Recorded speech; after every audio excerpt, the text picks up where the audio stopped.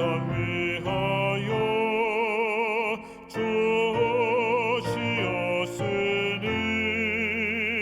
만 백성 모두 나와서 주 말씀 들어라.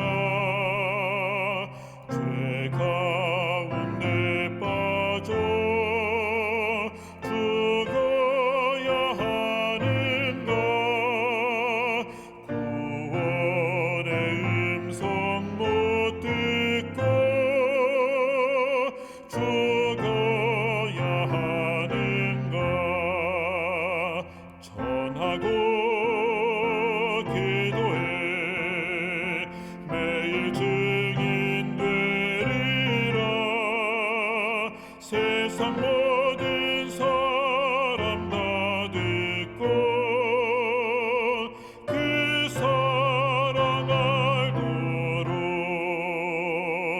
온 세상 위하여 그 복음 전하니 저 죄인 회개하고서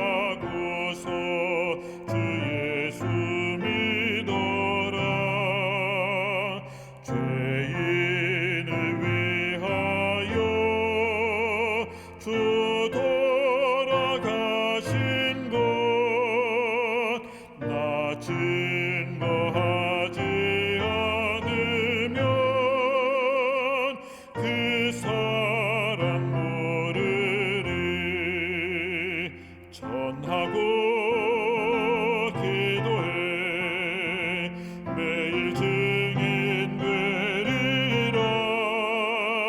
세상 모든 사람 다 듣고 그 사랑 알도록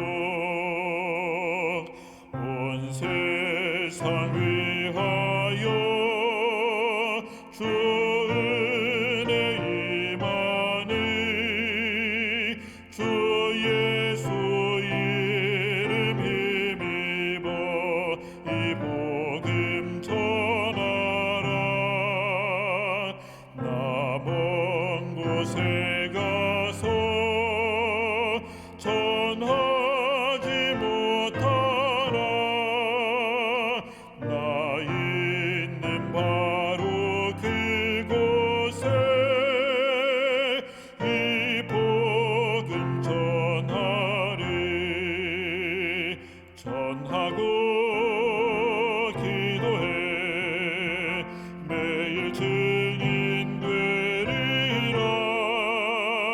세상 모든 사람 다 듣고 그 사랑 알도록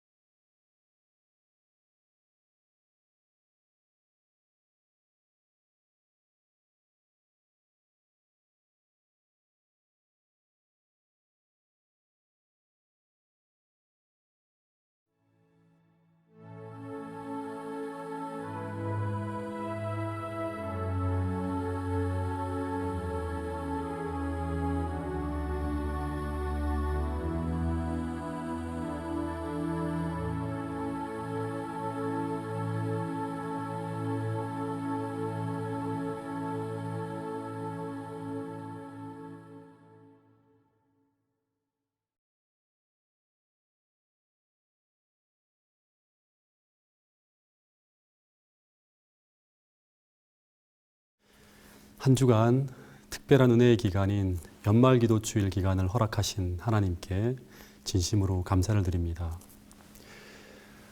고린도후서 6장 1절 2절에는 이런 말씀이 있습니다. 하나님의 은혜를 헛되이 받지 말라. 내가 은혜 베풀 때 너에게 듣고 구원의 날에 너를 도왔다 하였으니 보라 지금은 은혜 받을 만한 때요 보라 지금은 구원의 날이로다. 여러분 지금 아직도 우리에게 베풀어 주신 이 은혜의 특별한 시기가 우리에게 정말 헛되이 지나가지 않고 꼭 기도하는 가운데 우리 모두에게 의미 있는 축복의 시간이 꼭 될 수 있기를 간절히 소망합니다. 이번 한 주간 나눌 말씀의 총 주제가 나를 보내소서라는 주제인데 오늘 저는 하나님께서 노아를 부르시는 이야기를 통해 함께 은혜를 나누어 보려고 합니다. 노아는 역사의 마지막에 하나님의 부르심을 받은 그 창세기 3장 15절의 표현을 빌리면 여자의 후손, 더 정확하게 말하면 여자의 남은 자손으로 살아간 사람입니다. 이 노아가 태어난 연도는 당시 세상에서 가장 위대한 지도자였던 아담이 죽은 지 126년이 지난 후에 그리고 아담 뒤에 세상에서 가장 위대한 선교사로 살아간 이 에녹이 하늘로 승천한 지 69년이 지난 후에 그러니까 아담과 에녹이 사라졌으니까 세상이 아주 깊은 어둠으로 내리덮이고 있던 그런 때였죠. 그때 노아는 태어나게 됩니다. 이때가 아담 창조 후에 1056년이라고 이제 그 연도를 따져보면 그렇게 계산이 되어집니다. 그리고 노아가 태어난 후 그 어두운 시대에 아주 신실하게 믿음을 지키며 480년이라는 시간을 살아가고 있었습니다. 그런데 그때 하나님은 그때 노아를 그 시대를 구원할 위대한 선교사로 부르십니다. 근데 당시 세상은 어떤 형편이었을까요? 그 당시 세상을 묘사한 창세기 6장 1절부터 3절의 기록을 보면 이런 기록이 이제 기록되어져 있습니다. 그 기록을 보면 당시 세상의 형편을 두 가지로 묘사하고 있습니다. 하나는 교회의 모습이라고 할 수 있는데 하나님의 아들들이 즉 하나님의 백성들이 사람의 딸들의 아름다움을 보며 타락하고 있는 장면이 묘사되고 있습니다. 또 하나는 세상 사람들에 대한 모습이라고 할 수 있는데 세상 사람들이 다 성령을 떠나가면서 하나님이 전혀 그들의 마음과 생애를 이렇게 컨트롤할 수 없는 상태, 그것을 육체가 되어가고 있었다고 그렇게 표현하고 있습니다. 근데 그 한 절 더 넘어가서 4절에 보면 그것이 구체적으로 어떤 모습인지를 설명하는 말씀이 하나 더 나옵니다. 그걸 제가 읽어드리면 당시에 땅에는 네피림이 있었고 후에도 하나님의 아들들이 사람의 딸들에게로 들어와 자식을 낳았으니 그들은 용사라 고대의 명성이 있는 사람들이었다라고 말씀하고 있는데 여기 보면 당시에 땅에는 이 네피림이 존재했다고 하죠. 근데 이 네피림이라고 하는 단어를 이제 보통 우리들은 그냥 거인이라고만 알고 있는데 근데 이 단어의 원래 의미는 약탈자, 침략자, 사람을 쳐 죽이는 자, 쓰러뜨리는 자 이런 의미가 담긴 단어입니다. 근데 이 히브리어를 헬라어로 번역한 70인역에서는 이 단어를 거인이라는 그런 의미로 번역하기도 하였습니다. 근데 이 재림교회 성경 주석을 보면 이 네피림은 육체적인 거인을 뜻하기보다는 난폭한 자들 혹은 폭행자들을 가리켰을 것이라고 합니다. 왜냐하면 그 당시에는 인류가 다 기골이 장대한 오늘날로 보면 거인 같은 존재들이었기 때문에 이 말은 그 신장보다는 그들의 난폭한 성격을 가리키고 있는 것으로 해석되어진다고 합니다. 그래서 네피림의 가장 정확한 해석은 어떻게 보면 사람을 쳐 죽이는 자 이런 의미가 가장 유력한 해석이라고 합니다. 근데 놀라운 것은 이 4절에 보면 이들이 고대의 용사, 명성이 있는 사람, 즉 그 시대에 영웅이 되었다고 하는 것입니다. 그래서 그 시대의 유명한 영웅들이 전부 누구인가 하면 당시에 아주 유명한 이 폭력을 쓰는 사람들, 살인광들이었을 것이라고 하는 것입니다. 그리고 그들의 자랑은 자신이 얼마나 많은 사람들을 얼마나 잔인하게 죽였는가가 바로 자랑이 되는 시대, 그 시대가 바로 부조와 선지자를 보면 홍수전의 세상의 모습이었다고 하는 것입니다. 근데 여러분, 이런 세상의 모습이 오늘날과는 완전 다를까요? 제가 작년에 한 뉴스를 보게 되었는데 그 뉴스 내용이 어떤 것이었는가 하면 어떤 고등학생들이 한 연약한 아이를 붙잡아 놓고 노예처럼 금품을 갈취하고 그리고 그 아이를 때리는데 재미로 때린다고 하는 거예요. 온 몸이 그 아이가 멍들고 다 부을 정도로 때리고 또 때리다가 그것으로도 모자라서 물고문까지 했는데 그런데 이 아이들이 그것을 즐기면서 그렇게 했다고 하는 것입니다. 다시 말해 그 아이가 고통받는 모습을 보면서 그 영상에 보면 노래를 부르고 하다가 결국 이 피해자 아이가 죽는 일까지 벌어졌습니다. 여러분, 아무리 아프고 아무리 고통스럽다고 해도 전혀 동정이 일지 않는 그런 마음, 하나님의 성령이 전혀 인간의 마음에 호소할 수 없는 시대, 그 시대가 바로 세상이 멸망하기 직전의 시대인 노아 홍수 전의 시대였다고 하는 것입니다. 여러분, 그런데 심각한 문제는 뭔가 하면 이런 시대에 본문을 보면 셋의 후손들인 하나님의 아들들도 하나님의 은혜로 변해가고 있지 않았다고 하는 것입니다.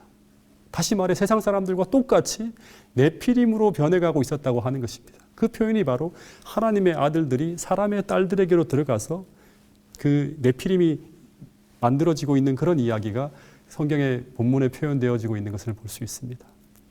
여러분, 그래서 경건이 상실된 시대, 그 시대에 진리가 살아있는 모습을 거의 찾기 어려운 시대, 그 시대가 바로 홍수전 세상이었다고 하는 것입니다.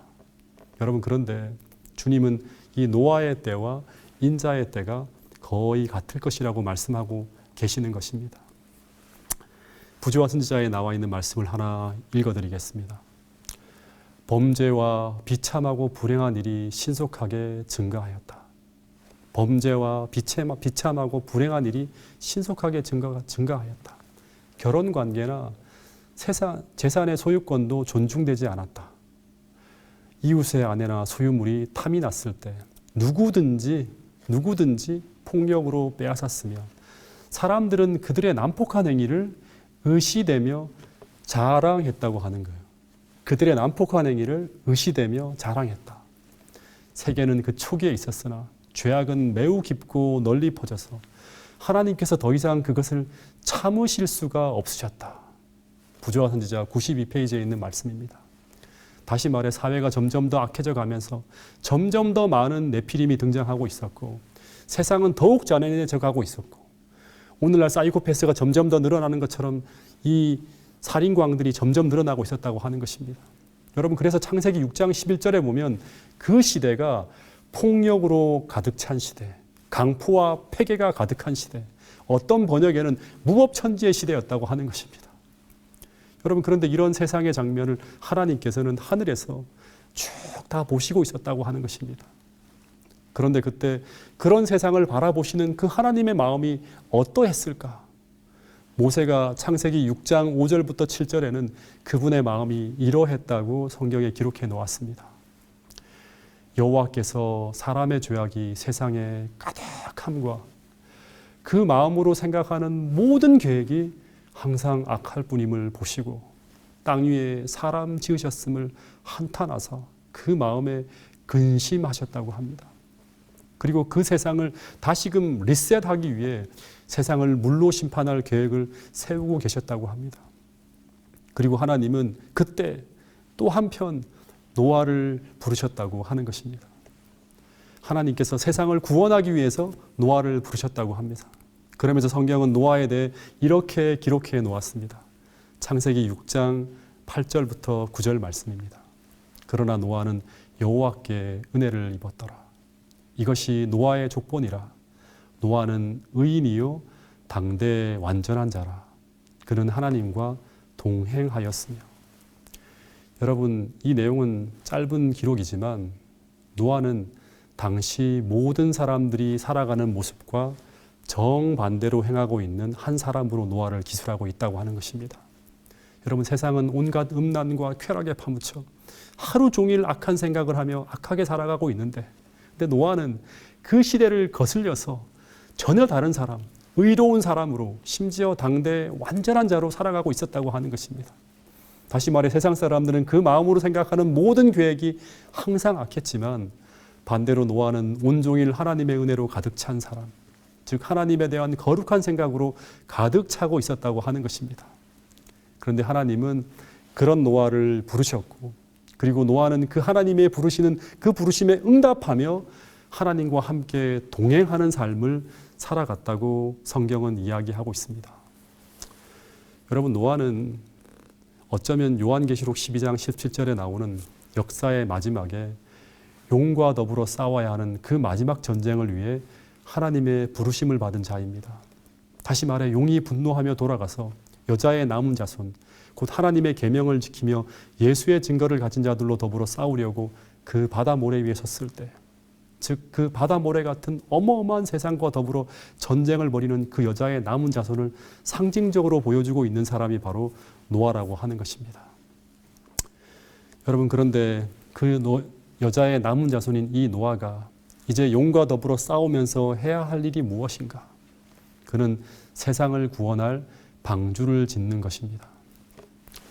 여러분, 오늘 우리도 지금 이 세상을 구원할 구원의 방주를 지어야 할 사람으로 부름을 받고 있는 사람들이 혹 우리들이 아닐까요?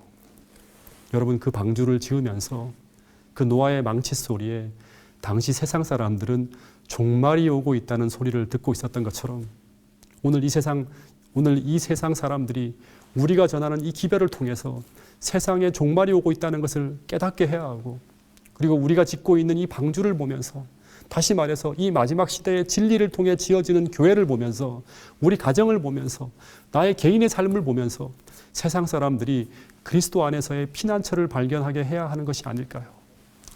여러분, 이 연말기도주일, 이 특별한 기간, 온 세상이 다 타락해져 가고 있고 온 세상의 모든 교회가 다 무너져가는 이 시대, 하나님은 노아를 부르신 것처럼 여자의 남은 무리로 오늘 여러분과 저를 부르고 있다고 하는 사실을 꼭 기억할 수 있게 되기를 간절히 바라겠습니다.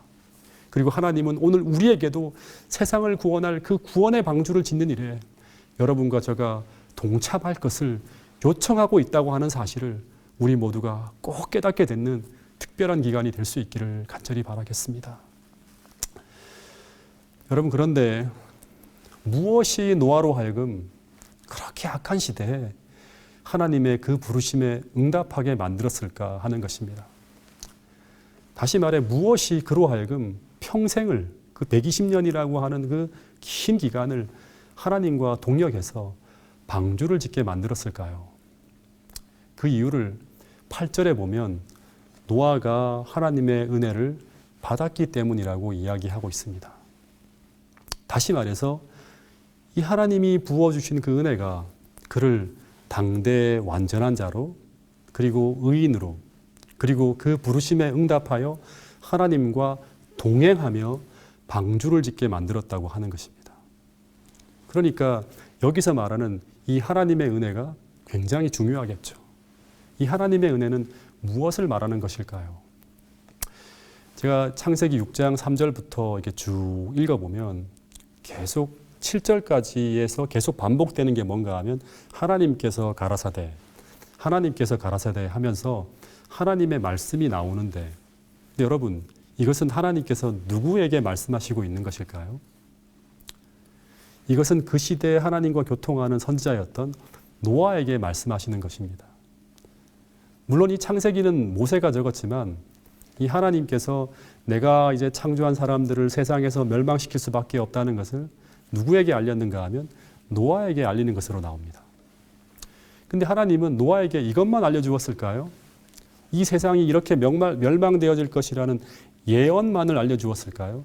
그렇지 않죠. 하나님은 언제나 종말의 기별을 세상에 보내실 때, 새 천사의 기별을 오늘 이 시대에 주실 때 그 기별을 영원한 복음으로 주셨습니다. 다시 말해서 그 진리 속에는 하나님께서 인류를 너무나 사랑하시는 그 마음이 담긴 구원의 복음으로 진리를 전해주신다고 하는 것입니다. 여러분, 그래서 노아는 그 시대를 구원하기 위한 하나님의 영원한 복음을 간직한 사람이었습니다. 그리고 본문의 구조를 가만히 보면 이 이야기를 들으면서 노아는 여호와께 은혜를 입었다고 그렇게 기록되어집니다. 문맥은 그렇게 기록되어져 있습니다. 그러니까 이 시대를 구원하기 위한 그 진리가 복음으로 노아의 마음에 담기면서 노아는 하나님의 은혜를 입은 자가 되었고, 그리고 그 은혜가 노아로 하여금 당대의 의인이 되게 하고, 그리고 노아는 그 진리를 통해 자신을 부르시는 하나님의 음성을 들으며 하나님과 동행하게 되었다고 하는 것입니다. 근데 또 하나, 조금 더 구체적으로 노아가 이 진리를 통해 발견한 그 하나님의 은혜가 무엇일까요? 히브리어 원문에 가장 가깝게 직역한 킹 제임스 버전을 통해서 이 창세기 6장 8절에 노아가 여호와께 은혜를 입었다는 이 말이, 그 킹 제임스 버전을 보면 이 말이 어떻게 번역되었는가 하면 노아 found grace in the eyes of the Lord, 이렇게 번역되어져 있습니다. 그러니까 이거를 이제 직역하면 노아가 하나님의 눈 속에서 은혜를 발견했다고 그렇게 번역되어질 수 있습니다. 다시 말해서 이 말씀은 노아가 다른 사람들이 보지 못하는 그 하나님의 은혜를 노아는 보고 있었다고 합니다. 근데 그것을 어디에서 보고 있었는가 하면 하나님의 눈 속에서라고 표현하고 있습니다. 그러니까 노아는 이 진리 속에서 다른 사람들이 깨닫지 못하고 있는 그 하나님의 눈 속에서 흘러내리는 그 은혜를 바라보며 그 시대의 편만한 죄악을 이기고 있었고, 그 은혜를 바라보면서 불순종을 넘어서 하나님과 동행하며 살았다고 하는 것입니다. 그러면 노아가 이 마지막 시대, 그 시대의 마지막 시대에 그들을 구원하기 위해 주신 그 진리 속에서 발견한 그 하나님의 눈 속에 있는 그 은혜는 도대체 무엇일까? 이걸 우리가 생각해 봐야 합니다. 그것을 설명해 주는 것이 바로 5절부터 6절 이야기입니다. 하나님께서 땅 위에 사람 지으셨음을 한탄하사 슬퍼하시며 라고 하는 내용이 나옵니다. 그러면서 그 다음 내용에 하나님께서 노아에게 이제 내가 창조한 사람을 세상에서 멸망시킬 수밖에 없다는 것을 노아에게 알리는 이야기로 나옵니다. 근데 이 이야기를 노아에게 말씀하시면서 다시 6절에 보면 하나님은 땅 위에 사람 지으셨음을 한탄하시고 근심하셨다고 하는데, 이 근심하다고 하는 이 단어는 히브리어로 아짜부라고 하는 단어입니다. 근데 이 단어의 의미는 어떤 의미인가 하면 고통으로 가득 차서 아주 비통해하며, 정확히 말하면 그냥 슬퍼하는 게 아니라, 그냥 근심하는 게 아니라 통곡하며 눈물을 흘리는 모습을 표현할 때 이 단어를 사용합니다. 그러니까 이 단어를 통해서 창세기 6장 5절부터 7절까지의 내용을 다시금 여러분들에게 재해석해 드리면, 하나님께서 인간들이 타락해 갈 때 이제 땅 위에 사람 지으셨음을 후회하며 이제 이 인간 쓰레기들을 막 물로 청소하듯 그렇게 쓸어버리려고 하시는 그런 것이 아니라, 마치 하나님은 자신의 형상대로 창조한 너무나 귀한 자식들이 죄로 더럽혀져 가고 망쳐져 가고 불행해져 가고 멸망해 가는 그 모습을 보시고 슬퍼하는 그 아버지의 마음을, 통곡하는 그 하나님의 마음을 노아는 느끼고 있다고 하는 것을 표현하고 있다고 하는 것입니다. 그렇게 당신의 생명을 바쳐서 그들을 구원하고자 하시는데 그 모든 은혜를 거부하고 이제 영원한 멸망이 확정되어져 가는 그 인간들을 바라보며 슬퍼하는 그 하나님의 사랑의 눈물을 노아는 보았다고 하는 것입니다. 이 하나님은 바로 예수님이라고 할 수 있겠죠. 이제 더 이상 책망할 수도 없고 더 이상 사랑할 수도 없는, 이제 영원히 자신의 기억 속에 지워야 하는 그 영원한 이별의 아픔을 앞둔 그 하나님의 마음을 노아는 이 진리의 말씀을 들으며 깨달았다고 하는 것입니다. 그래서 여기 쓰인 이 아짜부라고 하는 단어는 사무엘하 19장 2절에 다윗이 그 아들 압살롬이 죽은 후에 다윗이 그 아들을 위하여 슬퍼한다고 할 때, 그 자식을 잃은 그 슬픔을 막 표현해낼 때 그 슬퍼하다고 하는 단어가 바로 이 아짜부라고 하는 같은 단어라고 하는 것입니다. 여러분, 그러니까 자식의 죽음을 앞에 놓고 다윗이 깊이 슬퍼할 때 그때 사용한 단어가 바로 이 아짜부라고 하는 것은, 이 슬퍼함이, 그 동일한 슬픔이 지금 하나님의 마음에 지금 있다고 성경은 이야기하고 있는 것입니다. 여러분, 그런데 이 하나님의 사랑이 이 복음을 통해서 노아의 마음에 부어질 때 그 사랑을 노아는 마치 하나님의 눈 속에서 흐르는 눈물처럼 느끼며 살아갔다고 하는 것이 창세기 6장의 기록이라고 하는 것입니다. 여러분, 그러니까 노아는 그냥 방주를 지은 것이 아닙니다. 하나님께서 하라고 하니까 그냥 순종한 것이 아니라 노아는 하나님께서 그를 부르실 때 그 하나님의 말씀 속에서 이 하나님의 마음, 그 인류를 구원하고자 발을 동동 구르며 안타까워하시는 그 사랑의 마음을 느끼면서 노아는 그 하나님의 부르심에 응답하여 방주를 지었다고 하는 것입니다. 그 하나님의 마음으로, 그 사랑으로 인류를 한 명이라도 더 구원하기 위한 방주를 짓는 그 일을 노아는 단지 의무적으로 억지로 행한 것이 아니라 그 하나님과 같은 마음으로, 하나님의 합한 마음으로 자원하여 방주를 짓게 되었다고 하는 것입니다.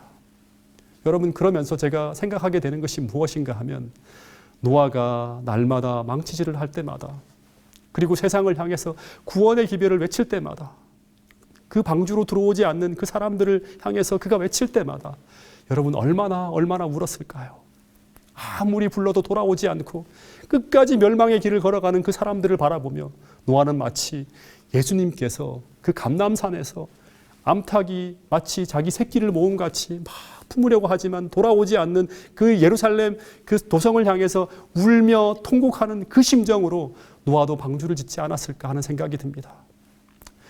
여러분, 그런데 하나님은, 이 노아를 부르시는 그 하나님께서 오늘 이 마지막 시대에 세상을 구원할 그 구원의 방주를 짓는 일에 오늘 여러분과 저를 부르고 있다고 하는 사실입니다. 여러분, 그리고 하나님은 오늘 우리도 노아처럼 이 마지막 시대에 지금 죽어가는 인류를 구원하기 위해 눈물을 흘리시며 애통해하는 그 하나님의 마음을 오늘 우리도 느끼게 되기를 바라고 있다고 하는 사실입니다. 여러분, 노아가 그 하나님의 눈 속에서 보았던 나를 위해, 그리고 여러분을 위해, 나의 사랑하는 가족과 이웃을 구원하기 위해, 세상을 구원하기 위해 흘리시는 그 사랑의 눈물을 오늘 우리도 이 연말 기도주일 기도하는 자리에서 성령을 통해 꼭 보게 되기를 진심으로 소망합니다. 그리고 그 하나님의 사랑과 은혜가 평생 노아로 하여금 진리를 위해 기쁘게 헌신하게 하였듯이 오늘 우리에게 주신 이 진리를 통해 발견되어지는 이 마지막 시대 진리를 통해 그 영원한 복음을 통해 오늘 우리에게 주시는 그 하나님의 사랑과 은혜가 동일하게 우리로 하여금 평생 기쁘게 하나님과 동행하는 역사를 만들어낼 수 있게 되길 진심으로 기도합니다. 여러분, 이 연말 기도 주일이 하나님을 만나시고 하나님이 주시는 그 은혜로 충만한 기간이 되기를 진심으로 바랍니다. 말씀을 마치겠습니다. 감사합니다.